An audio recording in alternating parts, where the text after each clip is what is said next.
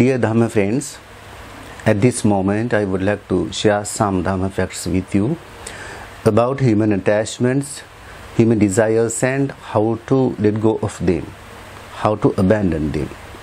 I started my Dhamma talk with the phrase, at this moment.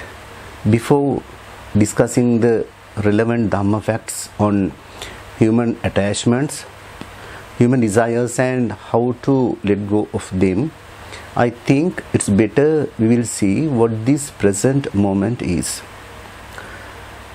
Exactly, the present moment is this moment. At this moment, you are free to share the Dhamma facts. As well, you are free to talk about the Dhamma facts. And especially, you are free to listen to the Dhamma facts, to the Dhamma. So, this moment is very important for us. At this moment, we are not going to trapped by the attachments and by the desires, because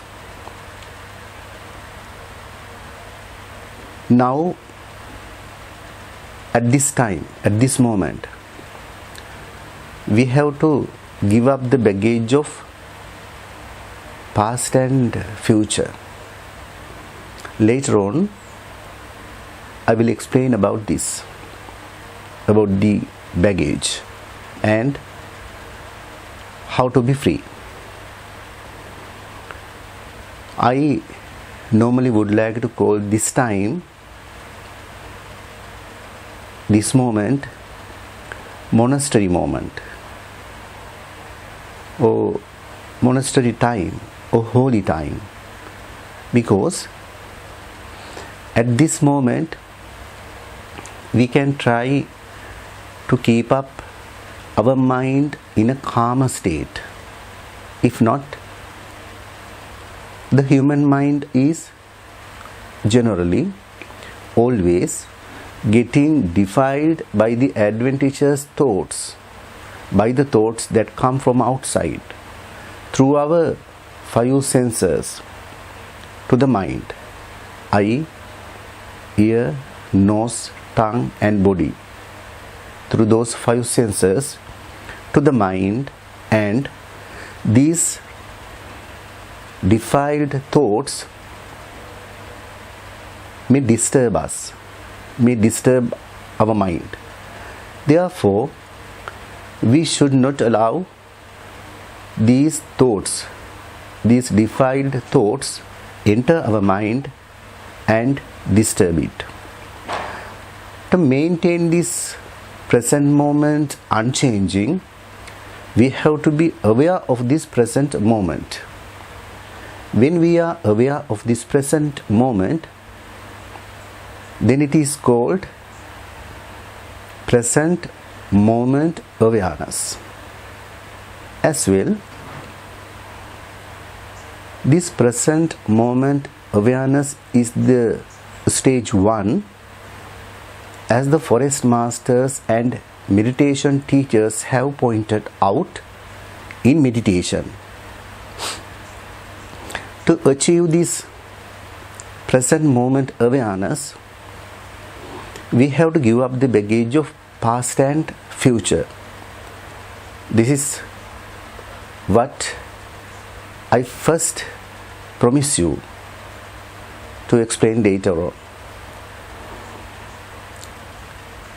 Giving up the baggage of past means not thinking about the past. Not thinking about the past means not thinking about your works, commitments, responsibilities and your good or bad times in childhood. And by giving up the baggage of past, or by not thinking about the past, about these things, you can be free at this moment. As well, giving for the future, Giving up the baggage of future means not thinking about the future. Not thinking about the future means not thinking about your anticipations, plans, fears and expectations. By giving up the past, by giving up the future, or by not thinking about these things, about your future, again you can be free at this moment. Now, I think this is enough about present moment awareness. Now you can understand the things that I spoke about present moment awareness matter not only to meditation but also to any other religious activity or wholesome act that you participate in, that you perform or that you engage in. Alright, now let's come to our topic. Our topic is human attachments, human desires and how to let go of them.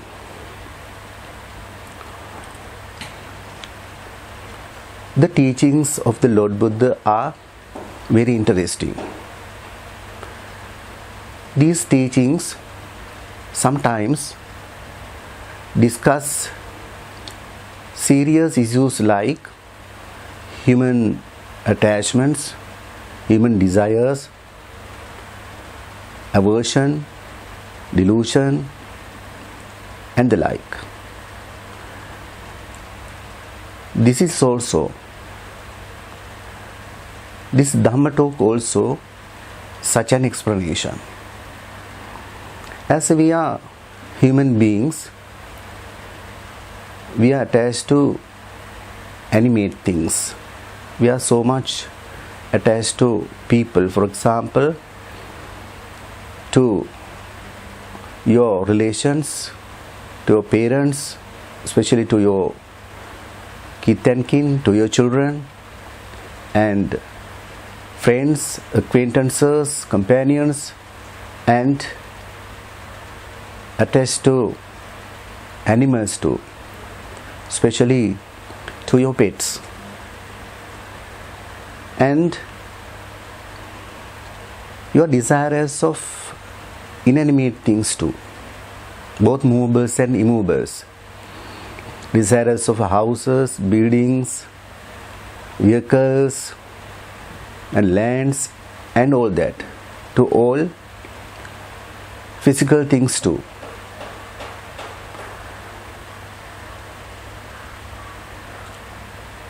But we have to think that we have come here to this world from somewhere unknown, empty-handed. Now we are here in this world using and consuming what other people have made, invented or discovered for us. The nature too has done a lot for us, for both humans and animals. The nature has itself produced a lot for us. We use and consume them too. And afterwards, we have to leave this world. We depart from this world. When we go to somewhere from this world, again,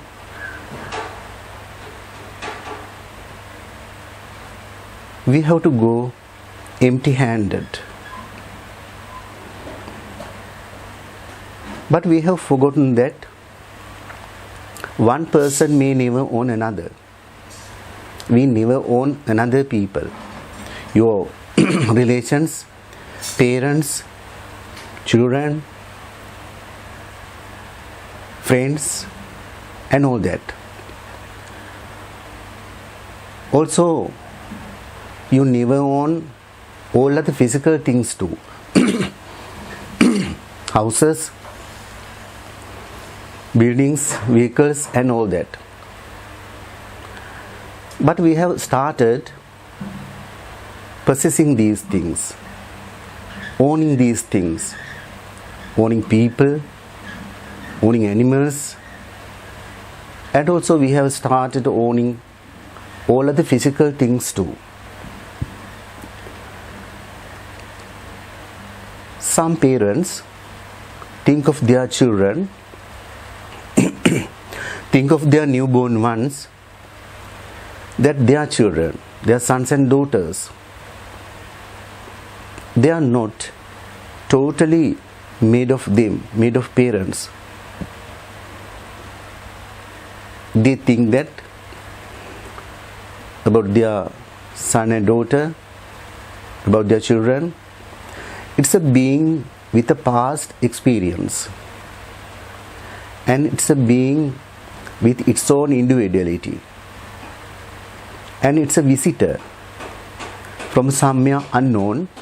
Now he or she has entered their life, and it's theirs, its parents, to care for, to nurture, to love them, but not to possess them, but not to start owning them. We have started grieving over our parents, relations, especially over your children, friends and acquaintances who leave you, who depart from you, sometimes permanently, sometimes temporarily. Also, we have started grieving over our dead ones, over our dear departed, and all the time we are thinking about them, about our departed ones, about those who leave us. So, we cannot move on in our life without suffering. What we need to do is, what we have to do is, let them go.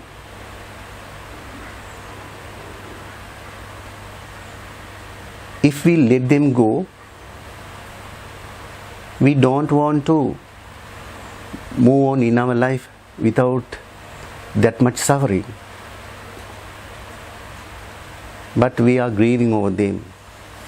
All the time we are thinking about them. So we cannot work. We cannot do our studies. We cannot relax, eat or drink. Or we cannot do any other thing in our life. Anything in our life. We cannot do anything in our life, because all the time we are thinking about them. We are grieving over them. Now I would like to relate a parable, that is monkey parable. Then you can understand this letting go. In ancient times, the hunters captured monkeys in an easy and interesting way. First, the hunters would wander into a forest, then find a ripe coconut, cut out a small hole on it, on the coconut, just exactly the same size of a monkey's fist, and then the hunter would eat its soft flesh and would drink its sweet water and secure it to a tree with a leather strap, then place a ripe banana inside the coconut, and the hunter would go home. Sure enough, a wandering monkey would discover this hollow coconut with a ripe banana, and he puts his hand in and tries to get it out. Now we know that the hole of the coconut cut out by the hunter is exactly the same size of a monkey's fist. Now it's possible for the monkey to put his hand in, but it is impossible for him when he is holding the banana to get his fist out. Now this is the time the hunter returns. By that time, this monkey has been struggling for hours to get both his fist and the banana out. Now this monkey sees the hunter. Seeing the hunter, this monkey tries even harder to get both his fist and the banana out.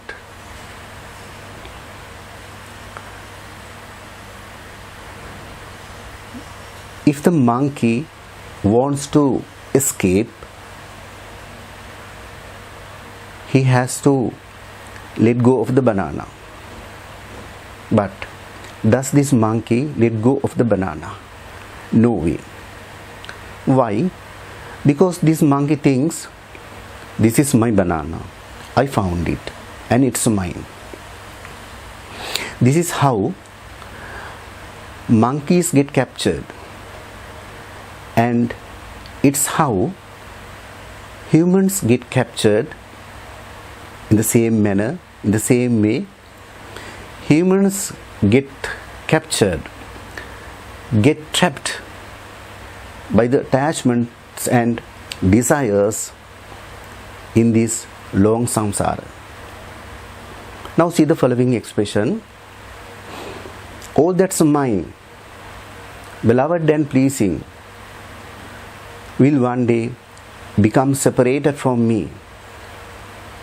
All that's mine, of whoever or whatever we see, it's mine, no, they are mine. Beloved and pleasing, all pleasing and loving people, animals, and all other physical things will one day become separated from me. Either they will become separated from us, or we will become separated from them. Either one of these two may happen. If you really love someone or something, one day let him or her or it go. That is the real loving. The Buddha in his teaching pointed out about 10 facts that should be reflected upon by the Buddhist monks, always reflected upon by the Buddhist monks.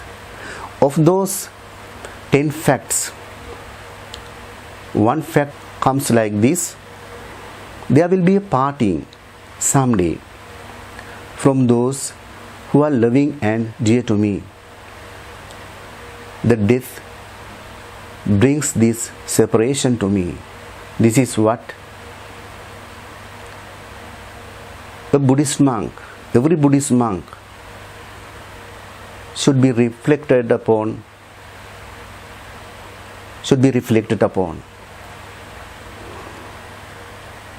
And even before this party, even before this death,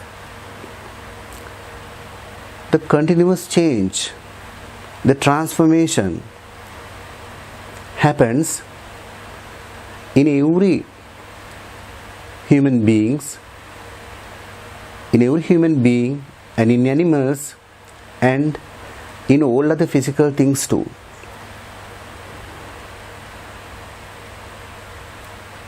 You also can see very clearly this continuous change, this transformation, even in you. From the day you were born, now you are in your childhood. Some of you have reached youth, in the prime of your life, and some of you have reached old age.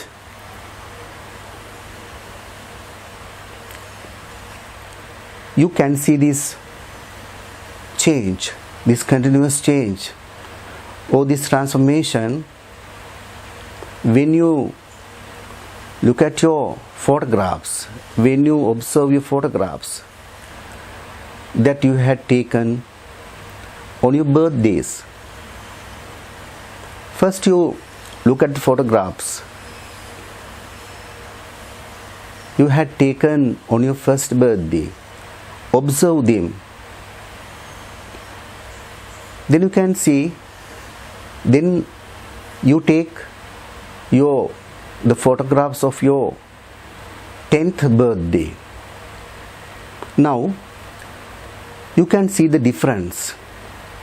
You can see the continuous change and transformation that has happened in you within those 10 years. You can see that change. You can see very clearly it. The change, the continuous change, the transformation within those 10 years. And you also can observe your 20th or 40th or like that at any age. You can observe, you can look at your photos and observe them.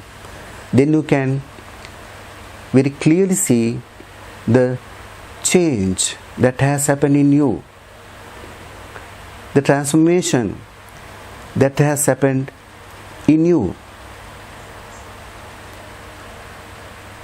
If you had parties on your birthdays, see the change, see the transformation that